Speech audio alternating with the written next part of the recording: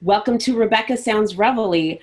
Well, today I have a guest that is really on the move and is forward thinking. Yes, I'm really excited. He is not only the partner but founder of At Financial.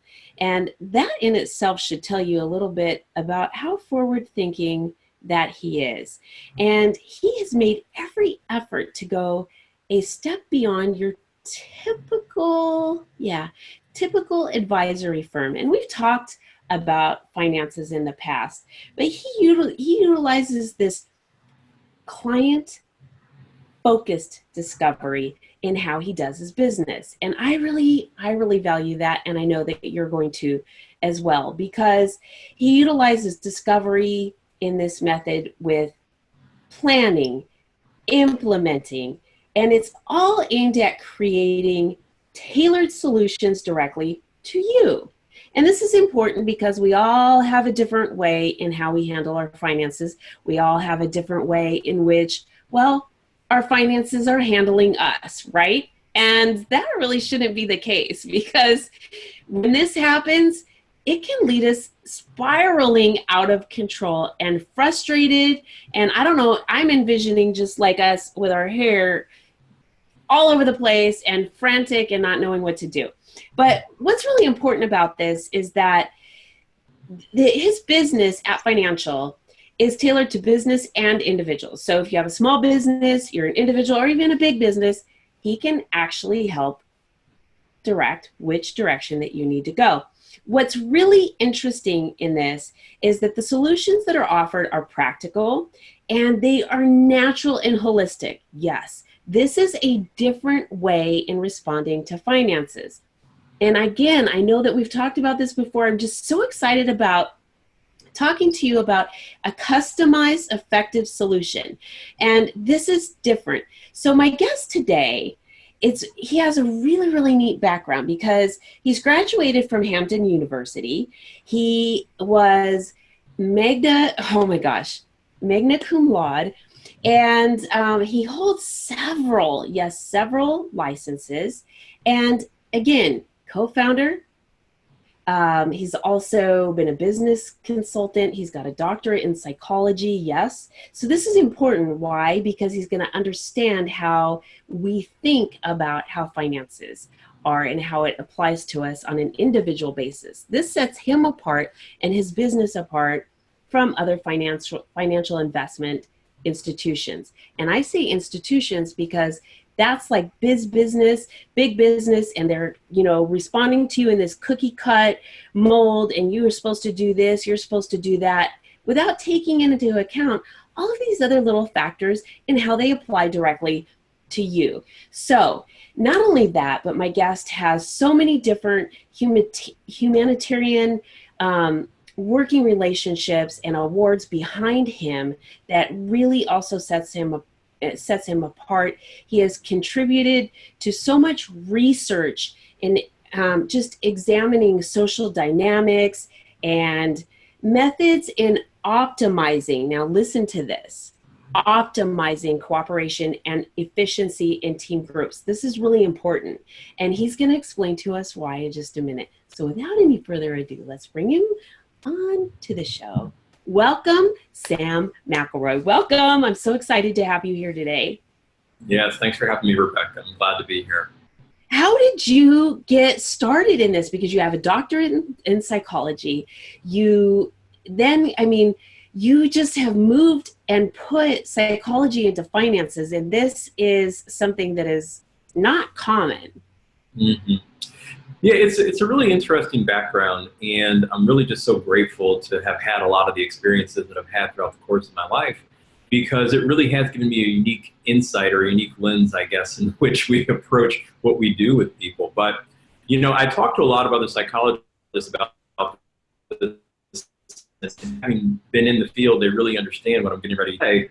But psychology is such an adaptable field. The skill sets that it gives you can really be intertwined and interplayed in a multitude of different varieties. And so starting out, my background really was in the social sciences. You know, my undergrad degree was in sociology, and from there I entered a doctoral program for psychology, really focusing primarily on clinical psychology. So it was actually working with individuals around trying to just make sense, better understand themselves, better understand the relationship they have with other people, the relationship with the world, and in doing so, help them lead more productive lives, whatever that really meant. And all along the way, you know, through a number of different entrepreneurial efforts, I stumbled actually across who I would call my first mentor, and he was the one who actually encouraged me to get into the field of personal finance. And as I did that, I was kind of working in personal finance and psychology in tandem. And after a while, that where my heart was really drawn, where my passion wasn't necessarily in having a traditional clinical practice, but it was in developing an interconnection between finance and psychology. So being able to look at the psychology of personal finance, but also being able to work with corporations and nonprofit organizations around finance and about how to be stronger from an economic standpoint. And there's so much dichotomy, you know, the more we talk, we'll kind of get into it, but there's so much that really comes into how finance influences the way that we react with our community, with our families, and with ourselves. Oh, that's a really good point, because so one of my first questions, I'm going to come back to that thought here in a second, because one of my first questions when you were talking was, I wonder how many people that when you were doing your research and studying, really the common denominator in some of the challenges that they were facing were finances. And that brings me back to my next question, in that how much of this comes back to our response being based on either income, lack of it, or the pressure based on owing or not being able to obtain. Yeah. So here's something that's really interesting, and this kind of goes back to why we use a holistic model, and it's kind of abstract, so people don't always know what we mean when we talk about taking a holistic view or a client-centered approach, but here's basically what we mean. Too often, I think we look at money as this inherent thing that we want to try to attract, or we want to try to have. But at the end of the day, what really adds personal significance is the things that are practically meaningful for us. You know, money is always an ends to a mean. It in and of itself doesn't actually accomplish anything. But I, as a human being, have people, I have causes, I have things that are practically meaningful for me. And to the degree that money becomes involved, it either accentuates things that I can do and gives me a broader reach, or it can be, you know, for lack of a better word, a problem or a stumbling block that can trigger a lot of the same psychological processes that can give me issues in personal relationships or give me issues in my workplace or other things like that. And so we have to understand how interconnected it is with us as human beings in terms of how we relate to the world. And that's so interesting. I find all of this so absolutely fascinating.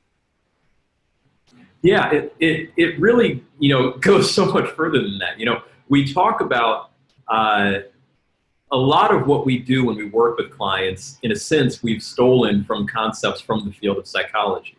And while psychologists that are watching this may say that this is like not really what these concepts are meant for, but in me, you know, for us, it was a way for framing some of the things that we think about. And here's one example. When you start working with family dynamics, there's a model of psychological work called family systems.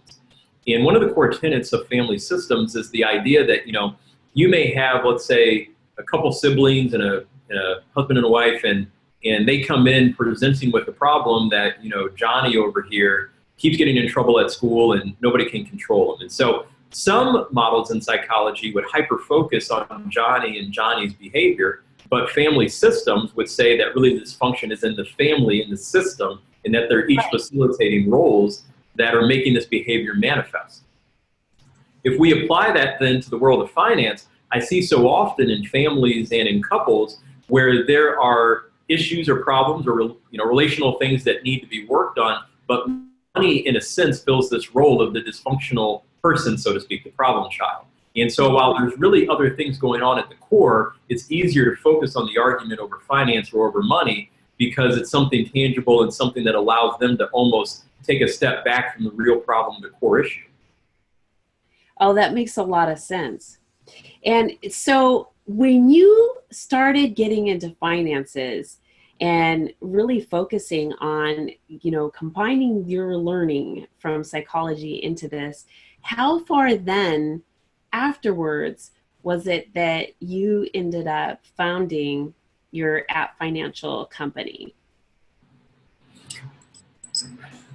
It was all pretty seamless. In a way, I can say that I didn't plan any of this. In fact, so much of what happened in my life was, serendipity in a sense, just kind of taking a step forward, things just happening. When I initially kind of got introduced to the world of personal finance at the time, I had a real estate investment company. And I actually was looking for private donors, private funders in a sense, that were helping to fund some of the real estate deals that I was working on. And it just so happened that through a friend of a friend, I was introduced to a financial advisor, and I was trying to convince him that he ought to get into real estate with me, and he ended up convincing me that I actually should get into finance. Throughout the course then, I started really just developing what would be kind of like my own private practice. And we just called it McElroy Financial, and it was focused more on retirement planning and some college planning and some other things. And I kind of got into consulting with businesses and doing some pieces around that also. But there was a realization that the way that the financial industry was moving, I think, was starting to really split from what individuals wanted from our industry. Okay. Meaning that, and this isn't to put anybody down, but I think if you ask anybody, one of the biggest problems they have with the financial industry, it comes down to lack of personalization and distrust. And over the years, I think as an industry, we've earned that. We have made things so convoluted that the average investor really has no idea what we're talking about. So they have to just blindly trust us that we're doing what's in our best interest.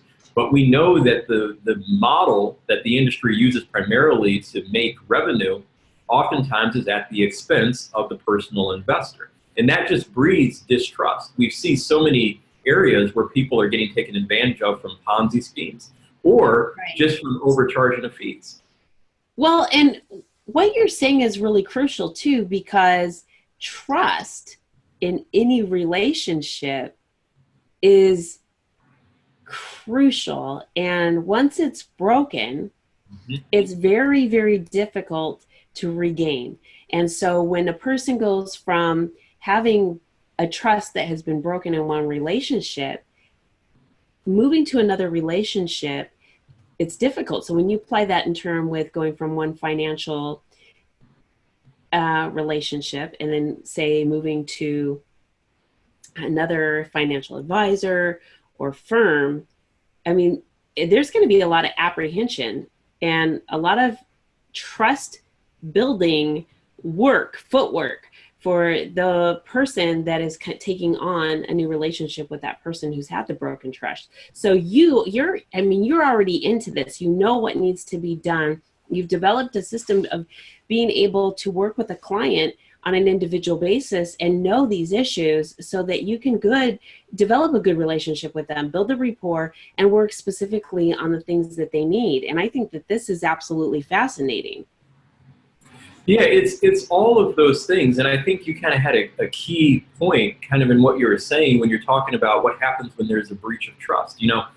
We know that whether good or bad, our earliest experiences tend to shape our paradigms. And no matter how much we want to break free from those, if we don't intentionally try to reset the stage, so to speak, we tend to default to old paradigms and old ways of thinking. And we see this in every area, not just finance, but you can see it in relationships. You can see it, when people have been hurt or abused or whatever else it might be. And the same thing is true kind of when it comes to money. So if somebody has had an experience, whether personal for themselves or whether kind of like a collective shared experience of feeling taken advantage as the collective because the industry has done something that has kind of breeded this mistrust, the question is, what do people do to start to repair their faith that somebody out there in this industry could actually start to help them accomplish things in their own life?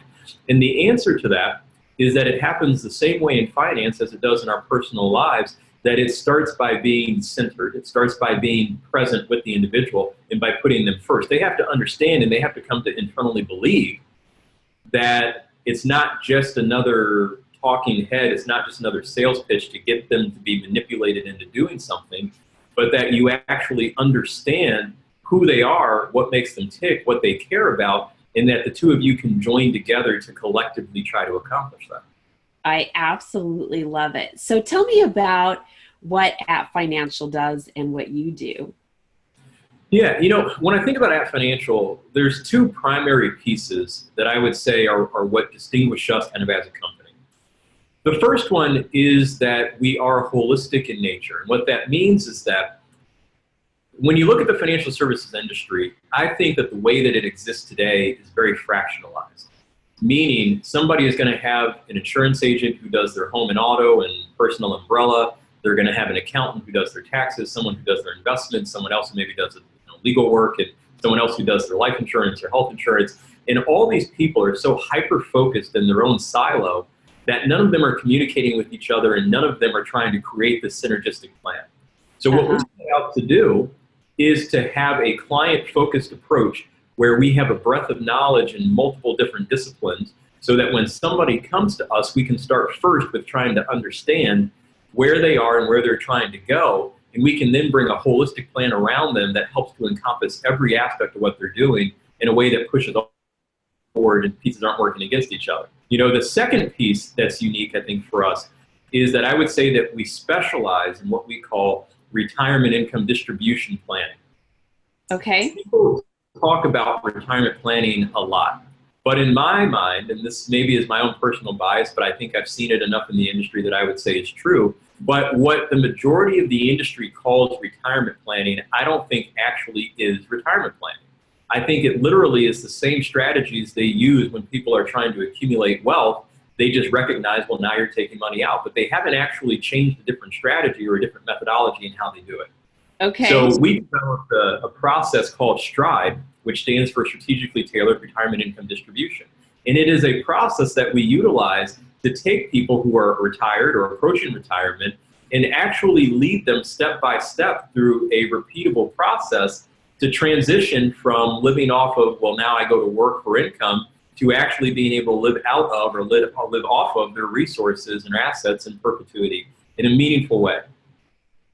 Oh, that's pretty interesting because there's a lot of people who have either been through a situation like the crash here in the economy a few years back, lost all of their retirement. They lost a lot of money on their 401k, and then they ended up having to retire and have nothing. And they're saying, okay, I've got this fixed income now. Maybe it's Social Security or whatever. And they're thinking, what do I do now? Because I still have X, Y, and Z to meet, or this is what I would like to do. This is what I would like to achieve to do whatever, or leave a legacy for my children, or whatever the case may be. And I think there's a lot of retirees or those that are approaching retirement, maybe that didn't even, have the forward thinking back then, or have the means, or whatever the case may be. And they're at a starting point now where they go, okay, I need to do something. But there's a lot of places out there that are telling me that I can't because my debt to income ratio says that I don't have anything extra. Now what do I do? And who's there to help me? Because everybody that I talk to is saying, I'm sorry, I can't help you. If you don't have an extra $500 or $1,000 a month, and they're saying, well, that's all I get. Where do I go? Who do I talk to? What do I do? And I think with what you're telling me and what you're sharing with the audience is fascinating. I've said that 3 times already because it is. And it is. It really is. I think that it really is so important because it's hitting home with people that have a need and know that you're going to really be able to talk to them and work specifically with their individual situation, and they're not considered a lost cause, or that, okay, well, here you're fitting, like I said earlier, into this cookie cutter thing, and I'm sorry, we just can't help you. That you have a way to work with each individual to help them move in a direction that is custom for them. And I really like that. If you had something that you could share with the audience that would help them move, forward today, like if they could just, after the show today, they were going to like, okay, I'm really excited about this. Or I've learned something from Sam. What would you say that could help them feel inspired and ready to move and make a change? You know, I want to answer that by telling a little story, and then I'll tell specifically what I think people ought to do. But there is an organization here in Chicago that we've been involved with for a number of years, pretty much ever since the local chapter of the organization started. And it's a nonprofit organization called Back on My Feet. And really what this organization does is it works with people that are homeless or experiencing homelessness to help them. Really, the end goal is to help them transition into permanent housing, into having a job, into having a stable life in terms of, from an economic standpoint and personal standpoint. But they do it through the power of running. And here's why this is so interesting. What they recognized, and I don't know how intentional or unintentional it was, but what they recognized is that before you actually can start to see the outward manifestation of success, you first have to change the inner dialogue that you hear about what is possible and isn't possible. So through running, they find that they can do things they never thought they could do. And now you have people that were homeless that have gone on to be able to run marathons, and they're recognizing that whether it's doing a 5K, whether it's doing a 10K, a marathon, or even if it's just getting up at 5 in the morning to do local runs, each time they do that, they're realizing their own inner power. And this is the same thing that's true for finance. I can't tell you how many people that I talk to that are reluctant to do anything or to change anything primarily out of fear. And fear binds them, and it holds them in place, and it keeps them stuck. So the first thing, no matter what you think the situation looks like, that everybody really ought to do today, if they haven't done it yet, is you gotta first make the decision that you can change, that the situation can change. If it's good, it can go to great. If it's bad, it can go to good. And you do that by taking an assessment. So you gotta start first by making the internal decision that I'm going to do something. But second, you start by inventorying, where am I? So much about financial planning is really just about plotting a course. It's like navigation. But you can't plot a course to get anywhere if you don't know where you are today. So you start there, and then you start thinking about, okay, how do I apply critical thinking and strategy to plot a course to where I want to be in the future? I absolutely love it. And I just think that you have said something that is very, very powerful. Absolutely love it. So let me ask you, if our audience wanted to get in touch with you and get a custom tailored program for their financial situation, what would they need to do? Is the best thing to call you? And if they're out of your area, do they do video conferencing? Do they start with your website? What is the best method? And can you share with the audience how to do that? Sure. So the first thing is just to connect with us. In a sense, that's just like raising your hand saying, I'm here, like, let's do something. And you can do that either by going to our website, which is just www.atfinancial.com. Go to the info page and drop us a line. Or you can just call us at 312-767-9166. But we've designed our process so that we really do most of the heavy, lead people through the process. All they have to do is raise their hand and say, here I am. So once they connect with us, they're in our system. We won't let them slip through the crack, and we'll keep telling them step by step kind of what the next pieces of the puzzle are to move them forward,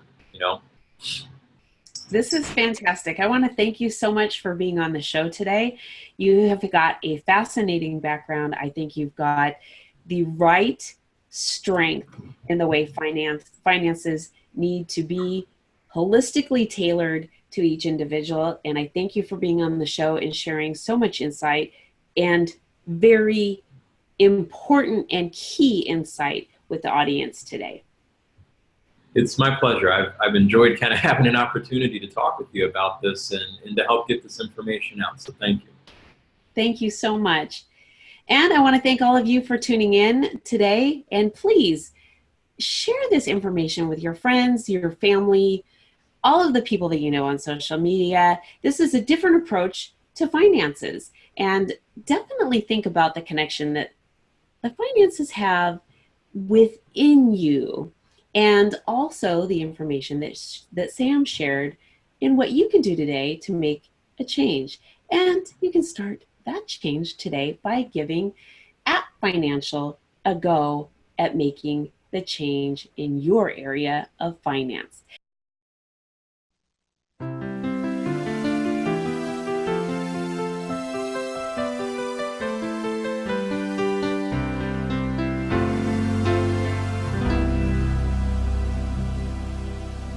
Welcome to Rebecca Sounds Reveille. What a show have I got for you today? I'm excited because guess what we have for you today? We have somebody who has really started to knock it out in the entertainment industry. And in fact, many of us start wondering from an early age, what am I going to do? Or we just start finding enjoyment in certain things. And this person from Atlanta has found some enjoyment in entertainment. In fact, he started discovering his passion while he was playing a guitar. Yep. And he started singing.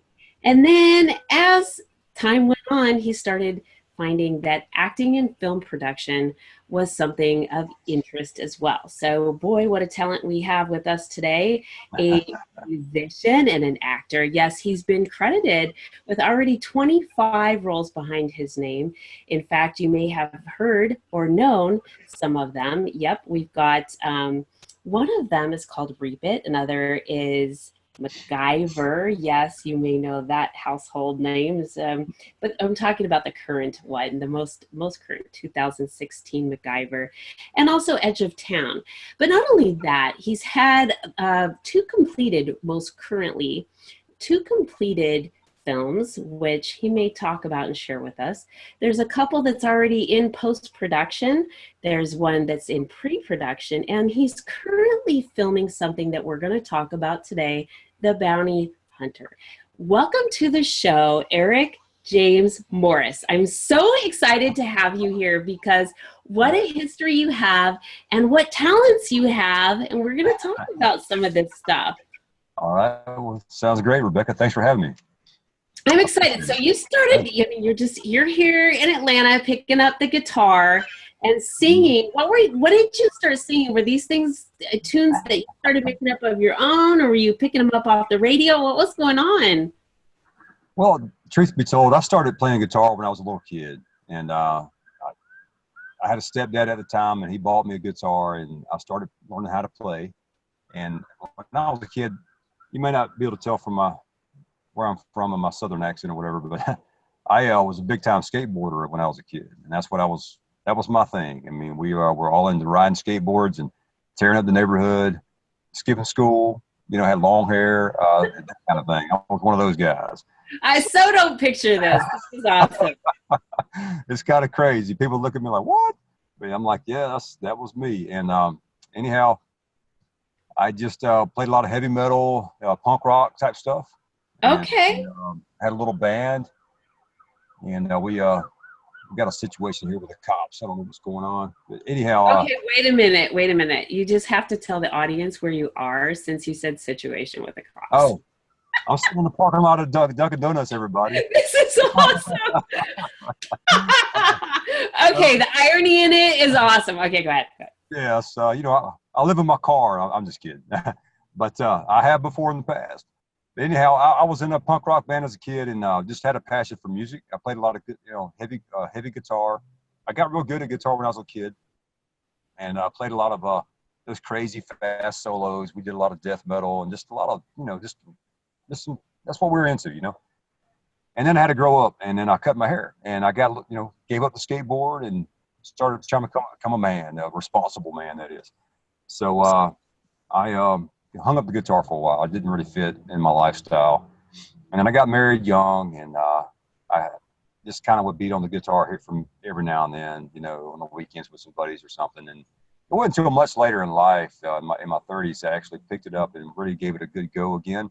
And I discovered a passion for my country music. I have roots that's kind of embedded from Nashville, and even from my father. He was a big musician as well when he was younger. My grandfather used to play up in Nashville, and they had this thing called the Midnight Jamboree, which is Ernest Tubb Midnight Radio. I think they still do it actually, oddly enough.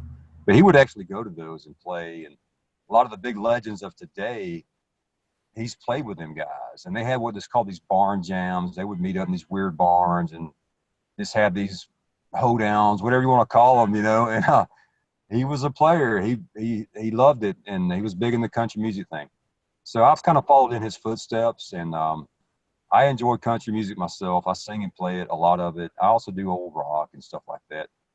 But I started playing locally out at bars and restaurants and started really making a go of it. And I got to where I was really busy. It started consuming my life. I played out all the time. And one man show, I'd have sometimes a duo. Sometimes I'd do some things with a band. Even went to Nashville and cut a little album once. I don't even want to talk about that, everybody. It did turn out like it planned. But I did go and I tried. So that was a good experience. I learned a lot. And so now I still play. I'm playing a festival here in a couple weeks, which is kind of cool. I cannot wait to hear this because I know that you're going to put it on Facebook and you're going to, because I love the videos that you put out already, and we'll talk about that here in a little bit. But what a versatile genre repertoire that you have. I mean, from, punk to, just rock and country music. I mean, so this is, the versatility is fantastic. And so then you went from there into film. And how did you, transition from doing music into film? Well, it's kind of a weird story. My son, who is a little older now, he when he was a young teenager, he had an interest in it, trying to be an actor. He wanted to try. So we tried to make that a reality for him. So we went and got his headshots, and I got him with a little agent. And when you're a minor, you have to go on set with them because they're underage. Right. So little roles here and there. Made a lot of featured background stuff because he didn't really have a lot of acting experience. So we would go with him, and I was with him on set one night for a young independent filmmaker who's doing some awesome things today. But at the time, he was kind of new.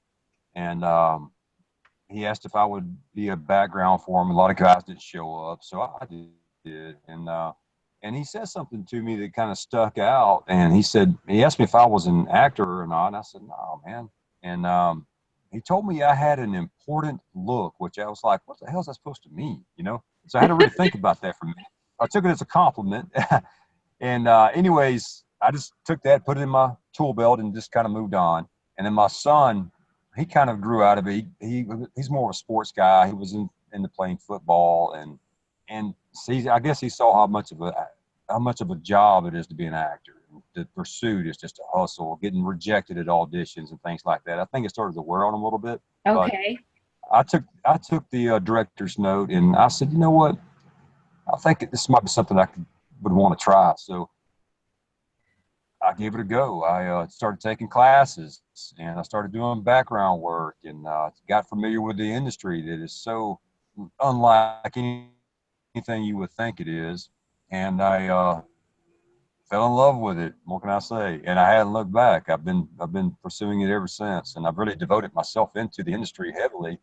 Well, not training as much as I was, but I used to train. I mean, I was religiously at my acting class every week.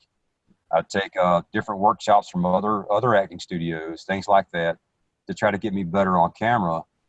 Because it's just so different having to step out. I mean, my biggest experience being an entertainment professional is being on a stage in front of people performing music, which that in itself is can be tough in the beginning if you're not used to it. Okay. But to be an actor, it's so much more difficult. It's just a whole different vibe, but I get a lot of the same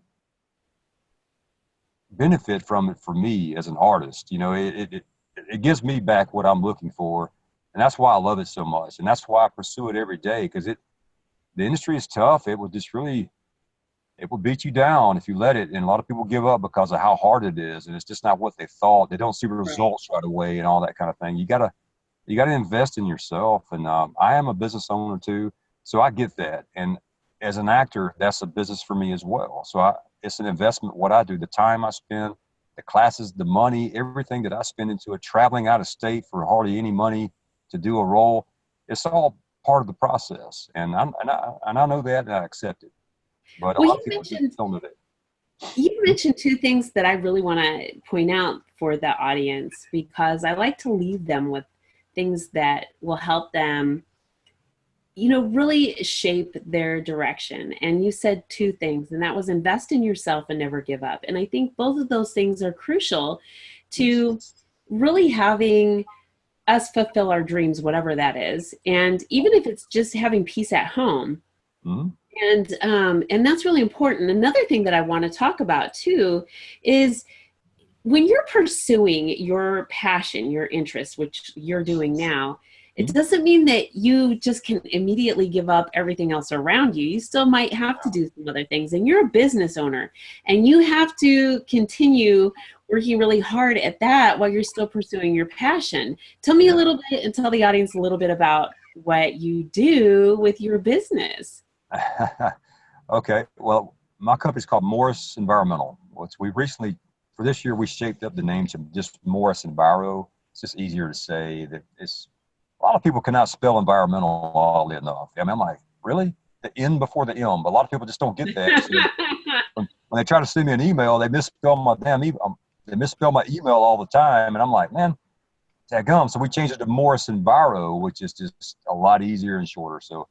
But Morris Enviro, we're a waterproofing company here in Atlanta, Georgia. We do waterproofing for your home, basement, crawl space.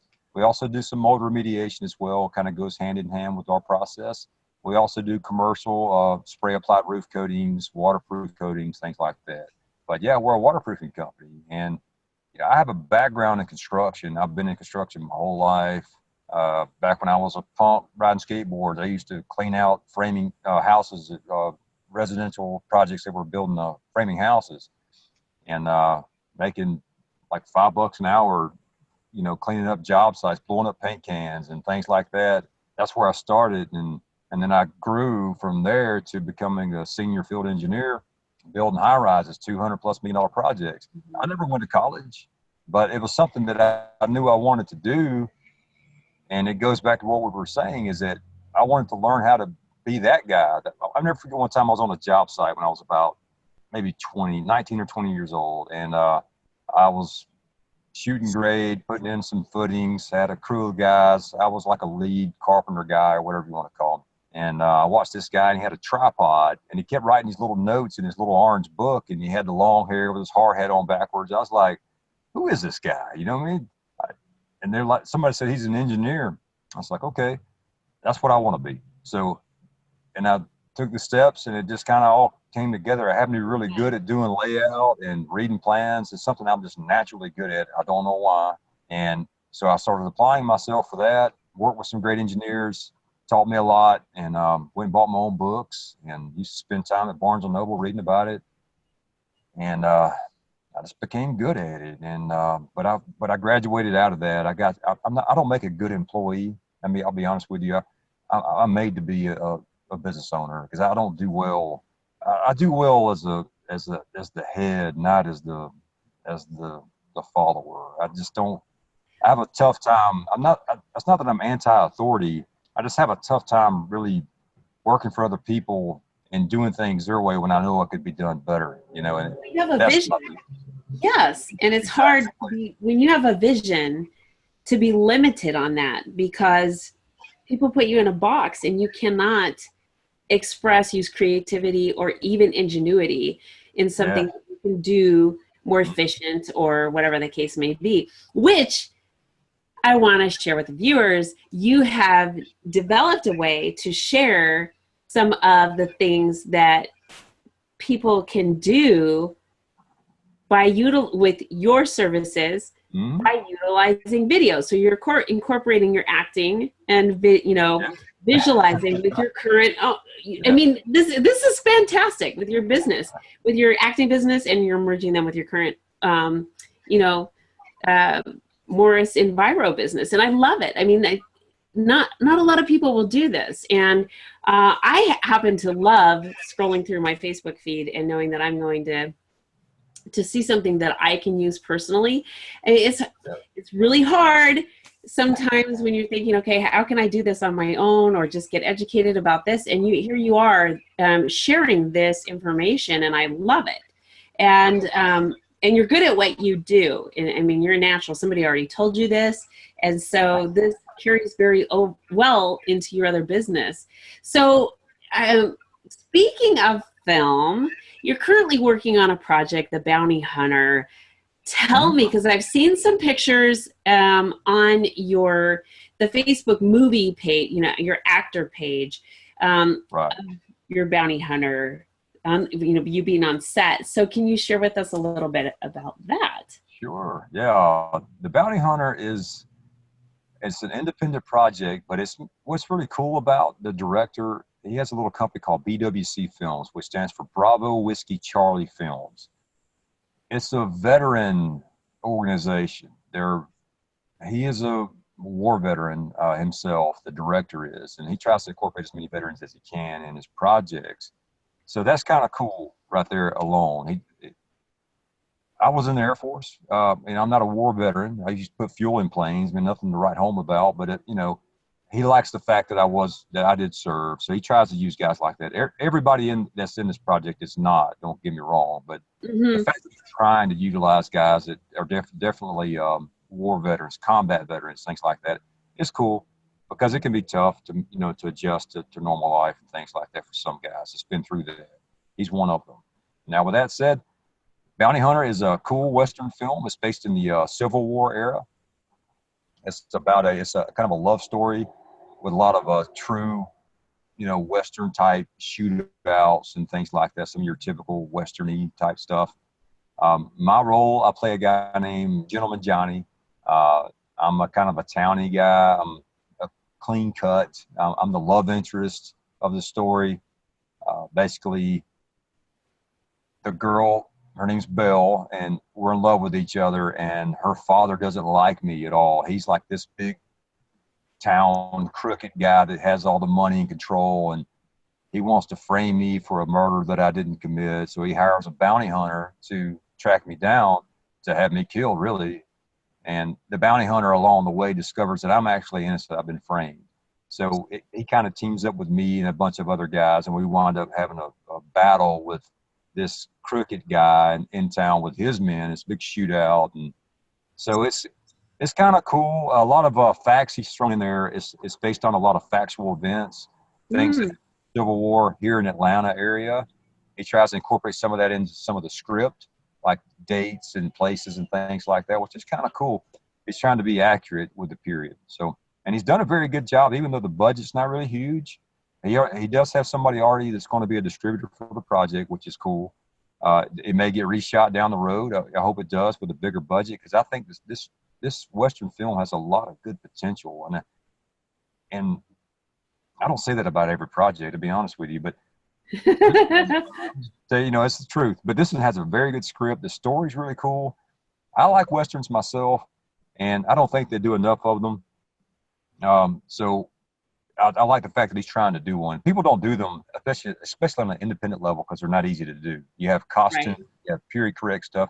There's horseback riding in this film. And there's all kind of things that you need professional stunt guys for, but he's able to make it happen with guys that can ride. I can ride a horse. I mean, I'm no rodeo guy, but I can get on one and make it go. The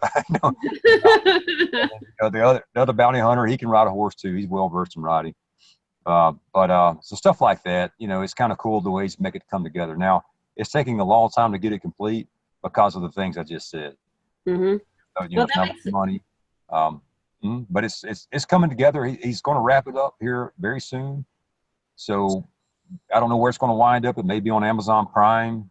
Who knows? May get reshot. Maybe you'll see it on Netflix one day. I hope. But it is a good, cool story, and I hope everybody that's watching look out for it and tune in. I love it. And you have some upcoming projects. I think that the audience, I don't know how much you're able to disclose, but I think that they should keep an eye out for your name. You will be having some episodes that are coming to TLB TV as well. You're going to have your own show here, and we're welcoming you to the family. We love what you're doing. I've got to tell you, we absolutely are just enthralled with so much about what you've got going on, and I can't wait for the audience to see more. And I just kind of want to leave a little mystery there, because the stuff that's coming down the pipe is going to be pretty exciting. So if the audience would like to connect with you, I have an article that accompanies the episode today, but I would also like for you to share with them how they can get in contact with you. Yeah, well, just find me in Atlanta at a Dunkin Donuts parking lot. I love their coffee. I think there's something in it that's addictive because I can't stop drinking it. I'm like, man, what's in this stuff? Anyhow, I gotta tell you, that was just so classic. The sirens, the Dunkin Donuts. This was awesome. you know, it's just life in Atlanta. You know, it's just, I love the city. What can I say? Well, and me being a retired cop, I mean, it was just the whole thing. It was awesome. Well, on a serious note, I mean, you can find me on Facebook. You can catch me as a personal. Reach out to me. I still have a lot of friendship left. I don't accept everybody. You know, I don't like people that talk about politics. You know, things like that. You know, of course, any naked pictures and things like that, or you know, I get people, you know, all those crazy friends requests. So I really weed out people that sit me with a friends request. I'm not looking to hit the max as soon as possible. I want all my friends to mean something. So I really take my time with it. So if you feel like you're one of them people, feel free to reach out to me. It's Eric Morris, and the number 2 is my personal profile. Of course, you can hit my professional page. It's Eric James Morris, the complete name. You can find me on Instagram. It's Eric James Morris, all one word. Also, check out my IMDb page. It's Eric James Morris. That's my stage name. That is my full name as well. So if you look for me, want to keep up with me, always be sure and Google Eric James Morris, because there is another guy in Los Angeles named Eric Morris, who is a pretty famous heavy hitter acting coach. So that's not me. So look for Eric James Morris and you'll find me. So, but outside of that, that's the best way to reach out to me. And I would love all of you guys to reach out to me and keep up with what I'm doing, because I'm working on things and trying to make it happen. So I appreciate any support and any fans that I can find along the way. Well, I appreciate you taking your time to be with us today. So thank you very, very much. Oh yeah, thanks for having me, Rebecca. This is awesome. I can't wait to work with you on our instructional series coming up. So I know. Yeah. I'm really excited about that. And I want to thank all of you for tuning in to Rebecca Sounds Reveille. As always, I'm going to ask that you share this with your friends, family, get it all over social media, and definitely check out Eric James Morris. He's got a lot of stuff that he has to share with you, and a lot of stuff that's coming that you're going to want to check out. Do remember a couple things that he shared with you today too. Invest in yourself. Really, really important. And I just can't share that enough. Invest in yourself. I think that's going to be the key phrase for today.